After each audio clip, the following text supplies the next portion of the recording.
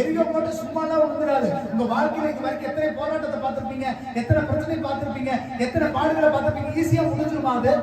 அப்ப அதுக்கு ஒரு கட்டளை இருக்கு, ஒரு ப்ரொசீஜர் இருக்கு. நான் சொல்ற கற்பனை கட்டையில கேளுங்க. நீங்க அதோட ஒன்னையும் கூட்டாதீங்க, ஒன்னையும் குறைக்காதீங்க.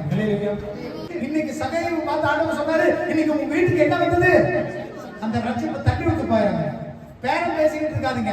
இன்னைக்கு வாங்க நாளைக்கு வாங்க. உங்க பணத்தை பார்த்தோம், பொருளை பார்த்தோம் உங்களுக்கு ஜெபிக்க வர்றது கிடையாது. இன்னைக்கு ஆண்டவர் போக சொல்றாரு, இன்னைக்கு பேச சொல்றாரு, அதுக்காக உங்க வீட்டை நோக்கி ஓடி வாங்க. அதை தட்டி கழிச்சுட்டு போயிடாதீங்க. அந்த ஆசீர்வாதம் யாருக்கு தான் நஷ்டம்? உங்களுக்கு தான் நஷ்டம்.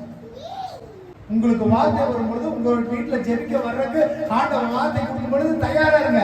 அதுக்கு பணம் தேவையில்லை, பொருள் தேவையில்லை, ஆஸ்தி தேவையில்லை, அந்தஸ்து தேவையில்லை. ஆண்டவர் அதெல்லாம் பார்த்து தான் வீட்டுக்கு போனாரா? ஆண்டவர் வீடு கோபுரத்தை பார்த்து வீட்டுக்கு போனாரா? நல்ல பணக்கார வீட்டுக்கு போனாரா? உங்க வீட்டுக்கு வர்றதுக்கு ஆண்டவர் சித்தம் கொண்டா நீங்க தடையா இருக்கிறாதீங்க.